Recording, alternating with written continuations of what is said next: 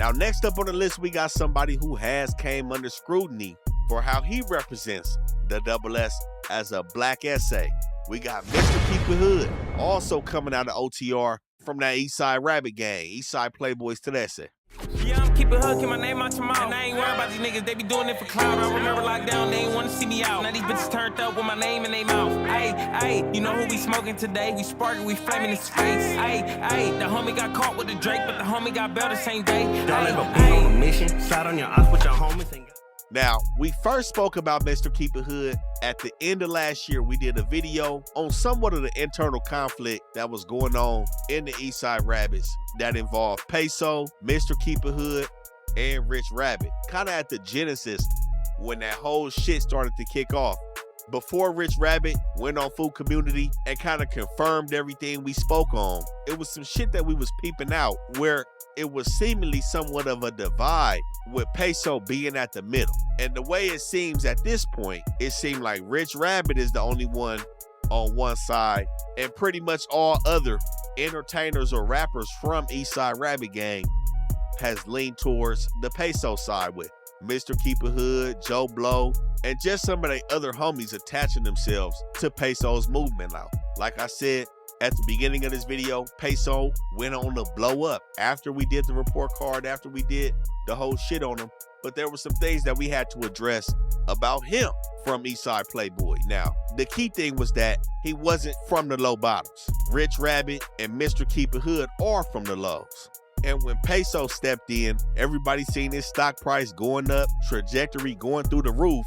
Of course, it's beneficial to align yourself with a lucrative and positive movement. But some things that I noticed out of Mr. Keep It Hood was kind of the things that he was willing to sacrifice to blow up or to be around to blow up. You know what I'm saying? And one thing that really stood out to me, once he started talking, it's really when he started opening his mouth. I've seen his music before. Everything was cool before the situation to me. I never really seen him doing this much before Peso got out and took off.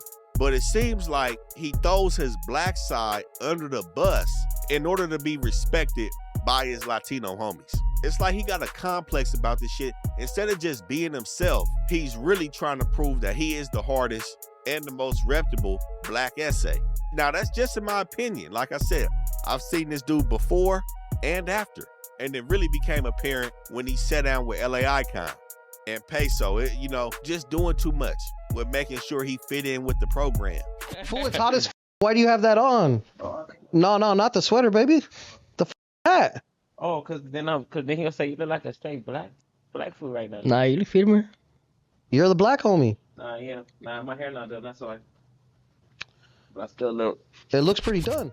And that's a quality that I deem to be unfavorable. You know what I'm saying? Like, we know it's a lot of black essays, like we spoke on white essays. It's a lot of people that aren't Mexican or Hispanic in Southside hoods. My thing is, you don't have to necessarily change your shit all the way up to the point where you kind of like denouncing a part of you to make sure you fit in. You know what I'm saying? Like, that's where shit start to lose me. Like, it's no problem whatever side you from, but it's like, man, he seemed to be putting the extras on it, and it was kind of confirmed to me in the recent situation when he spoke on the King Nico situation. We're gonna speak on King Nico as well, but King Nico had the option, of course, to stay on the 50-50 yard, be deemed bad, and go home when 50% of his time was done. Or go to a good yard, get off on somebody on the 50-50 yard, and go to a good yard with his homies and have to serve 70% of his sentence. Of course, he chose to stay on the 50-50, went to fire camp, and came home at his initial projected date to come home. Mr. Keep It Hood goes on and lets the world know that he's crashing out for the program. He's not staying on 50-50. He's not doing no buster shit. Basically saying what Nico did was buster shit. He's getting off and he's going to a good yard. Fuck cutting time off his sentence. He's there for the long term. Hey, it's Mr. Keep It Hood, the hardest black essay dead homies. Hey, look, man, they asked me to talk about it. They talking about what I'll do if they put me on the 50-50 yard. What I'm gonna do? I'm out of there on the hood. I'm about to get off. I'm not finna stay on no 50-50 yard. Fuck, I look like Ratos. I'm out of here. Stay. Nalia's way on the hood. I'm out of here. Big Sue. Call my bluff. Call my bluff. Pull my little shit. 33%. I've been lost my 33%. 2 weeks to the house. Call time. I'm putting the yard down on the hood. I'm out of here. Talk about, you know what I'm saying? Yeah. Hardest black essay. Now, however y'all may feel about that, as a Southsider and they program, that's correct.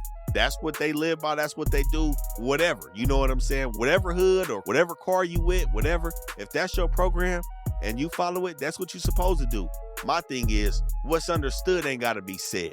I feel like he could have kept his opinion and his stance on the shit to himself. And if the time came for him to do that, just do that. But this is where things look like he'd be doing shit for validation. And that, to me, is no bueno, man. That's no good shit right there. You shouldn't have to jump over backwards to prove that you with that. But like I said, it'd be a complex, especially with some black homies. Like, I know a lot of black dudes that rep the double S, and a lot of them had this complex. It may not be this bad, but a lot of them do be somewhat second guessing themselves. And, you know, you just see apprehension in them. Some of them dudes be fully with that business.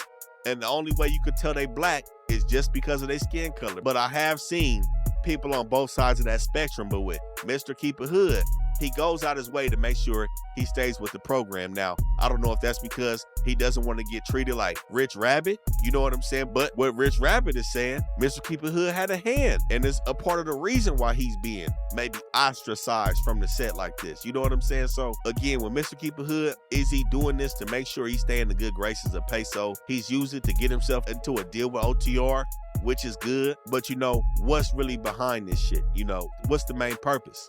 And I think representing double S like this, you don't have to be doing no extra shit like this. And I think that is what has messed his reputation up from what I've seen. Instead of just being a solid member and performing when your time is called, you know what I'm saying? Like trying to get people's attention and trying to let the Southsiders know that he's with that when they already should know that you with that because you from the hood already, especially somebody like Peso who came after you was there. But you know how funny money makes situations, man. So with that being said, I gotta give Mr. Keep It Hood a C. You know, I haven't seen him marked out. We know it's no snitch paperwork on his name, no bad shit. Just doing himself a disservice when he opened his mouth. That's what I see. That's why we gotta give him a C. Now,